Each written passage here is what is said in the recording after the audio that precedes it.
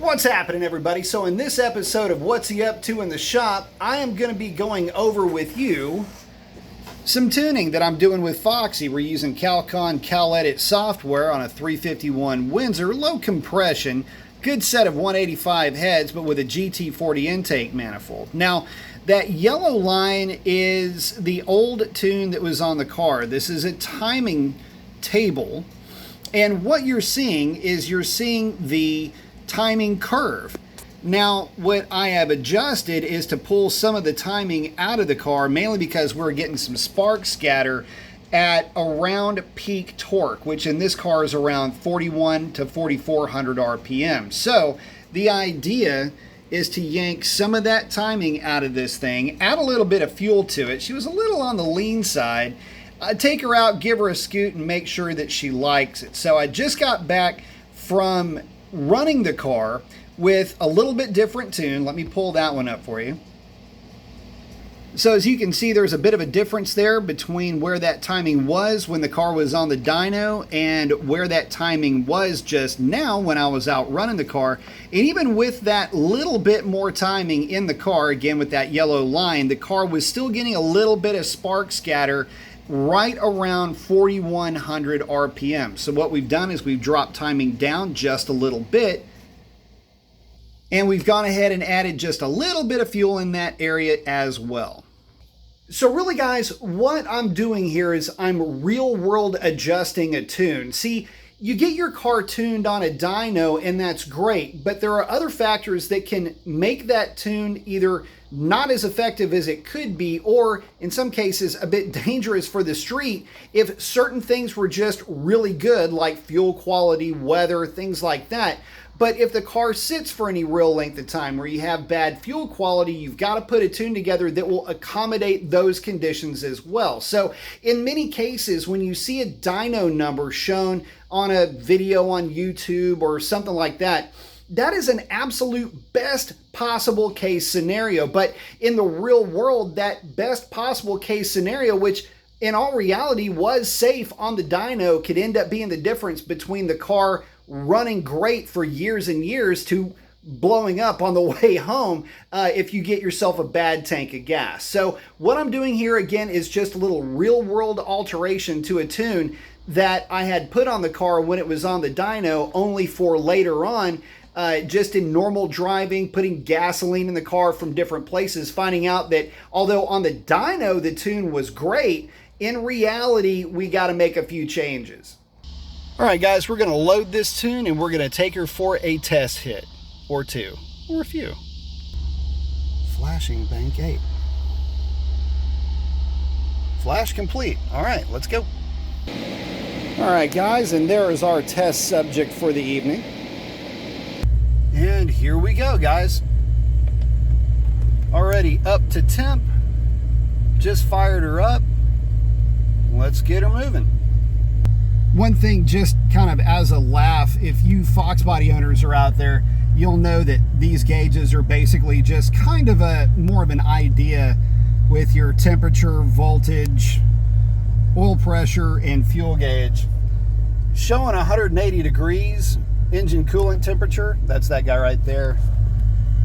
That gauge will move around just a little bit between 180 and 194, 196. Again, it's more of an idea than an exact.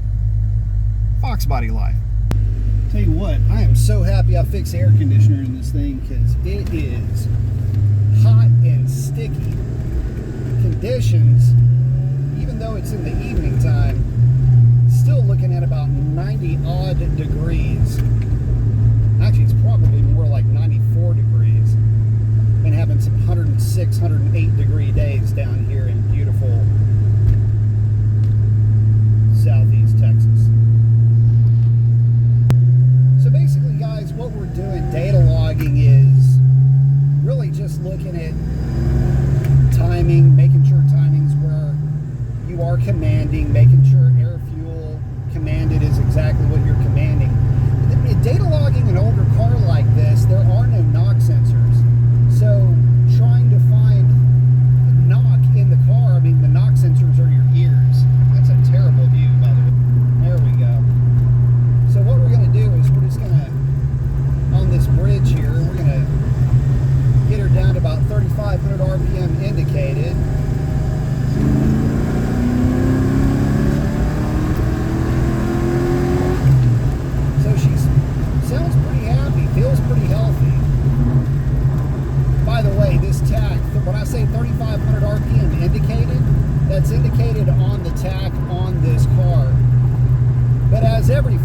currently this tack is off, and it's off by exactly 10% based on where the data logger is reading and where the tack is showing. So, fun fact, again, Foxbody life.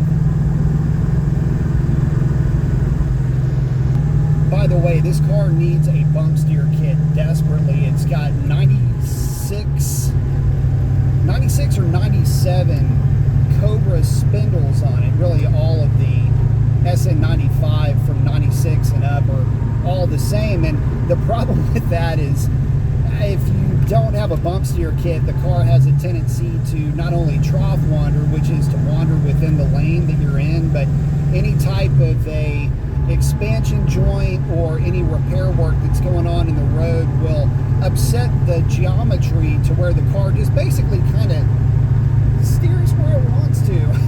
At least that's what it feels like. So bump steer kit is on the way for this car. Oh, and then you add to that the somewhat over boosted nature of the steering in these cars, and you get a fairly interesting driving experience if you have not put a bump steer kit on your either lowered or SN95 spindled or combination thereof Foxbody Mustang.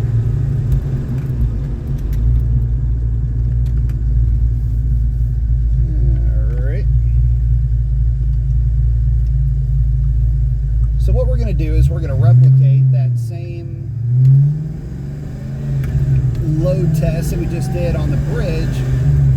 We're just going to carry the load a little bit longer and start it a little bit earlier. So about 3250 indicated.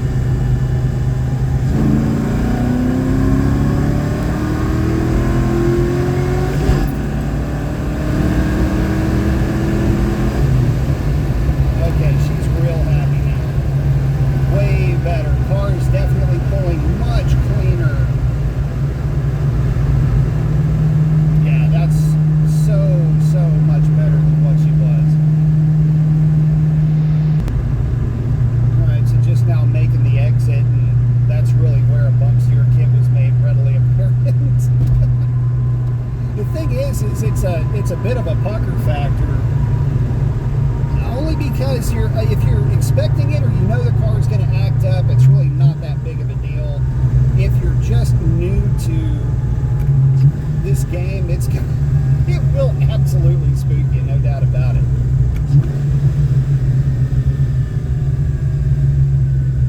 Still data logging again, everything does look clean.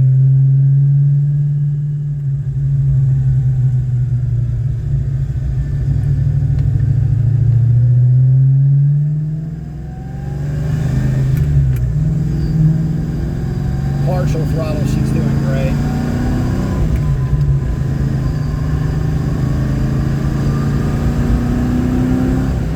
Yep, nice, steady, not super heavy, but you know, 3/4 throttle-ish roll on. Very happy car.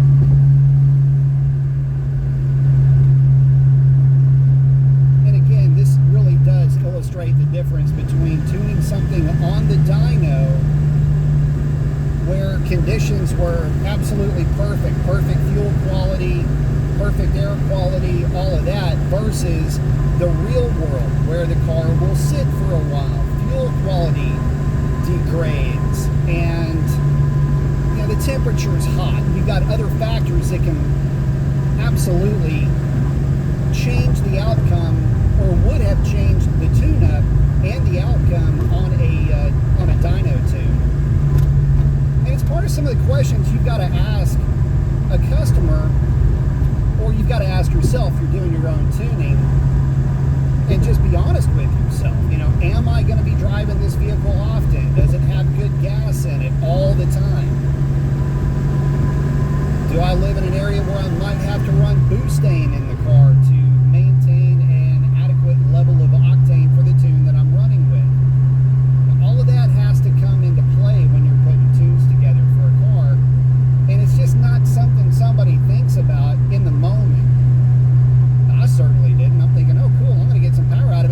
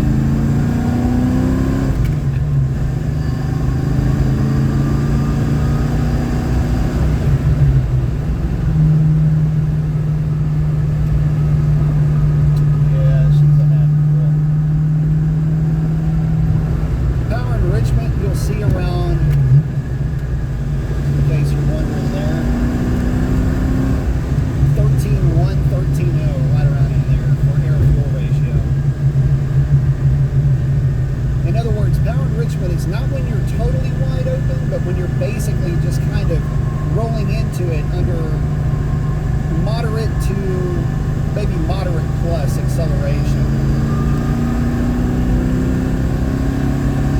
That type of condition, you're between 12.9 and 13.2 is where it's hovering right there.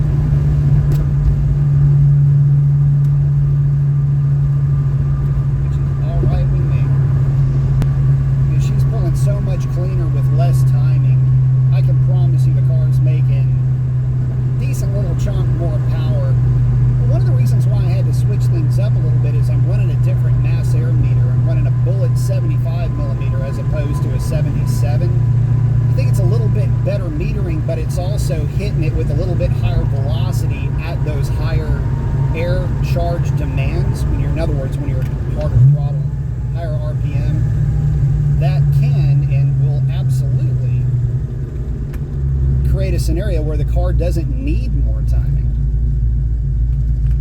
Doesn't want more timing. In fact, more timing is a bad thing under those circumstances. So anytime you change stuff, even little stuff, you got to take that into consideration.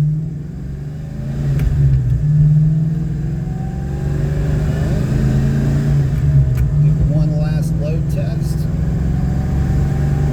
3,500 indicated. Clean.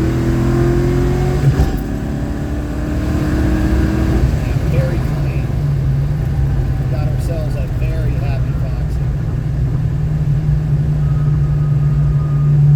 Alright, let's go back to the shop and have a bit of a recap. By the way, when I'm looking over to my right, that's what I'm seeing. That's everything going on with the car that I'm logging as I'm making those hits. Alright, so now that we're back and little Miss Foxy is nice and tucked in, we're looking at a data log. This is just one spot where we were able to achieve a wide open throttle condition. You can see right here my command AFR coming in at about 1239. This is at 5200 RPM, only going 54 miles an hour. Again, we're not trying to break any land speed records here, just kind of buzzing along here.